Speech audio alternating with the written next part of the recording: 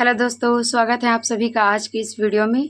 दोस्तों, आज मैं आपको सभी प्रकार के आस्तीन कटिंग बताने वाली हूँ कि अस्तर वाले आस्तीन कैसे कटिंग किया जाता है, तुरपाई वाले आस्तीन कैसे कटिंग किया जाता है और हम जब फोल्ड करके आस्तीन बनाते हैं तो उसे किस प्रकार से कटिंग किया जाता है।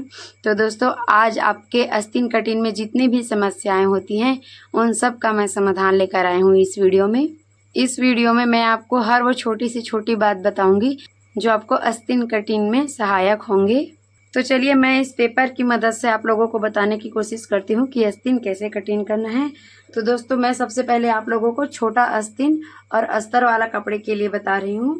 तो देखिए, एक पेपर है जिसे मैंने 2 फोल्ड किया हुआ है। कटिंग करना है तो सबसे पहले आपको आस्तीन की लंबाई लेनी है। तो मान लीजिए हम लोग 4 इंच की आस्तीन कटिंग कर रहे हैं, तो यहाँ पे 4 इंच पहले निशान लगा लेना है इस तरह से। अब जितना इंच की आस्तीन कटिंग करेंगे उतना इंच निशान लगाना है। इसके बाद ये अस्तर के लिए है तो हम यहाँ पे 1 इंच एक्स्ट्रा देंगे। 1 इंच एक्स्ट्रा इसलिए है दोस्तों क्योंकि जब हम आस्तीन और शोल्डर को जोड़ेंगे तो यहाँ पे आधा इंच पकड़ेंगे, और जब हम आस्तीन और अस्तर को जोड़ेंगे तो यहाँ पे आधा इंच पकड़ेंगे, इसलिए हम 1 इंच दे रहे हैं। और यहाँ पे भी आप लोगों को निशान लगा लेना है और फिर इसे मिला लेना है इस तरह से।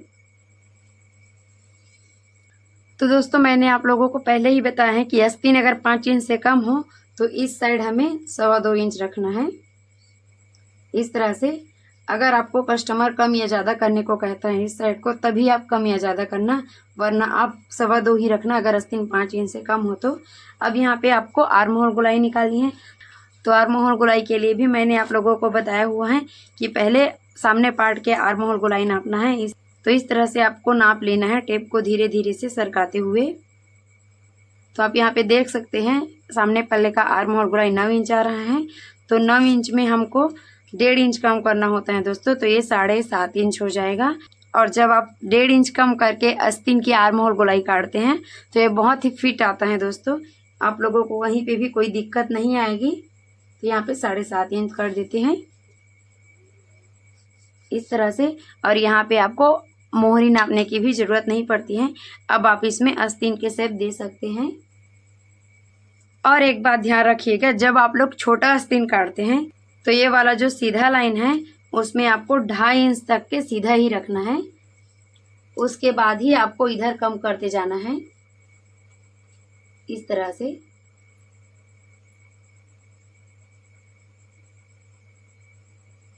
इस तरह से दोस्तों आप आस्तीन का शेप दे सकते हैं और उसे आप कटिंग कर लीजिए।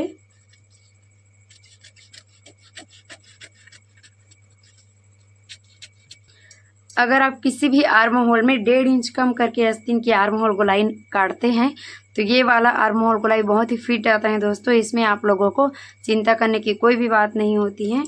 अब आपको यहाँ पे कट लगा लेना है इस तरह से, और जो सामने पल्ला होता है उसे हल्का सा आपको छीन लेना है इस तरह से। छोटा आस्तीन में ज़्यादा गहराई नहीं देना है, हल्का सा ही छीनना है।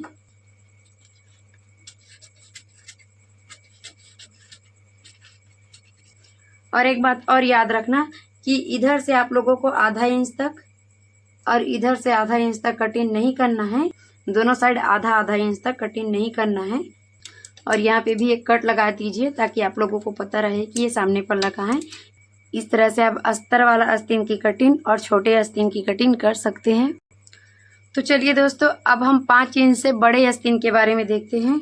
तो दोस्तों, इसमें मैं आप लोगों को तुरपाई वाला आस्तीन के बारे में बता रही हूँ। तो आपको तुरपाई करने के लिए यहाँ पे सबसे पहले 1.5 इंच छोड़ना होता है इस तरह से,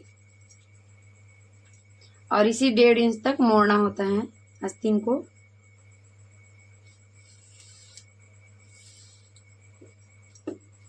अब यहाँ से आस्तीन की लंबाई लेंगे हम, तो हम आस्तीन की लंबाई 6.5 इंच रख लेते हैं इस तरह से, और यहाँ पे भी 6.5 इंच नाप लेते हैं। इसके बाद जैसा कि मैंने बताया कि 5 इंच से अगर अधिक होगा आस्तीन तो आप लोगों को इस साइड से 3 इंच कम करना होगा। 5 से अधिक जितना भी लंबा हो, चाहे 10, 15, 20 जितना भी लंबा हो, आपको इस साइड 3 इंच ही कम करना होता है। और मान लीजिए कि आप लोगों के सामने पल्ले का आर्म होल 10 इंच है, तो हम यहाँ पे 8.5 इंच पे आर्म होल गोलाई देंगे आस्तीन की। तो इस तरह से 8.5 इंच पे निशान लगा लेना है। अब यहाँ पे भी आपको शेप बनाना है। तो देखिए ये लंबा आस्तीन है, तो हमें यहाँ पे 2 इंच तक ही बराबर रखना है। जैसे छोटे आस्तीन में हम लोगों ने 2.5 इंच लिया था, तो यहाँ पे लंबा आस्तीन में सिर्फ 2 इंच ही लेंगे। इस तरह से पहले आप अच्छे से लाइन बना लीजिएगा, चाहे जितना भी लाइन बने, लेकिन परफेक्ट बनाना है, उसके बाद ही कटिंग करना है। इस तरह से अब यहाँ पे आप चाहे तो मोहरी नाप सकते हैं। अगर इसकी मोहरी 5 इंच होता है तो हमें यहाँ पे 2 इंच मार्जिन लेना है। इसके बाद आप इसको इस तरह से तिरछा मिला सकते हैं या फिर सीधा भी कटिंग कर सकते हैं। तो चलिए अब इसे कटिंग कर लेते हैं।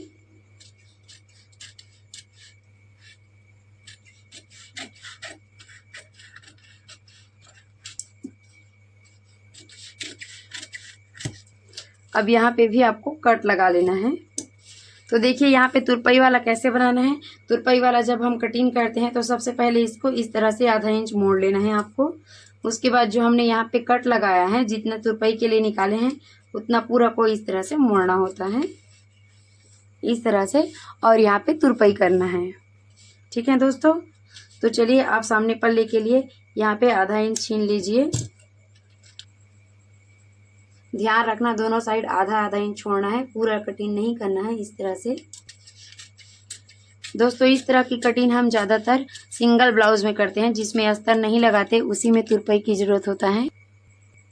तो चलिए दोस्तों, मैं आप लोगों को एक और प्रकार के आस्तीन के बारे में बता रही हूँ। तो सबसे पहले आप इस साइड बराबर रखना, सभी आस्तीन में, चाहे वो किसी भी प्रकार का हो, इस साइड बराबर ही रहता है। उसके बाद मैं आप लोगों को बताऊंगी इसमें कि हम जैसा कि ज़्यादातर सूट में बनाते हैं मोड़ कर, तो उस आस्तीन के लिए आपको यहाँ पे 1 इंच छोड़ना है। इस तरह से 1 इंच पे पहले निशान लगा लेना है।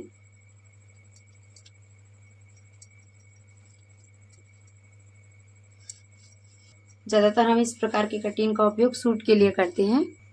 तो चलिए अब हम इसमें आस्तीन की लंबाई 11 इंच रख लेते हैं। तो इसमें हम आधा इंच एक्स्ट्रा देंगे जब शोल्डर और आस्तीन को जोड़ेंगे। तो दोस्तों ये चीज़ कॉमन होता है कि सभी आस्तीनों का इस साइड एक साइड बराबर होना चाहिए, और दूसरा ये कि जब हम आस्तीन नापते हैं तो उसमें आधा इंच एक्स्ट्रा ही नापेंगे जब आस्तीन और शोल्डर को जोड़ते हैं, इसलिए। तो यहाँ पे टोटल 11.5 हो गया है। इस साइड भी 11.5 इंच पे निशान लगाना है। अब इसको मिला लेना। दोस्तों इस साइड भी बराबर करना बहुत ही ज़रूरी है, क्योंकि जब आप बिगनर्स होते हैं तो थोड़ी थोड़ी मिस्टेक होती रहती है। तो इस साइड और इस साइड दोनों साइड को पहले बराबर मिला लेना है। अब मान लीजिए कि सामने पल्ले की आर्म होल गोलाई 9.5 इंच है, तो हम यहाँ पे 8 इंच आर्म होल गोलाई लेंगे। तो आपको यहाँ पे 8 इंच पे निशान लगाना है, और ये 11 इंच है, 5 इंच से ज़्यादा है तो यहाँ पे 3 इंच पे निशान लगाना है, इस तरह से, और इन दोनों निशान को मिला लेना है। अब यहाँ पे आप मोहरी ले लीजिए। तो मोहरी अगर 4.5 इंच है तो इसमें भी 2 इंच मार्जिन देना है। अब इसकी गोलाई बना लीजिए और इसे कटिंग करके अलग कर लीजिए।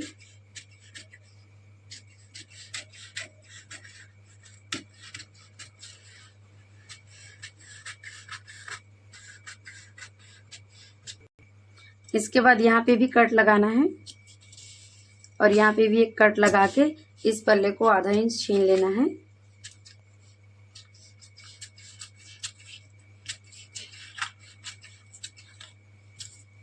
और यहाँ पे भी कट लगा लेना है सामने पल्ले में।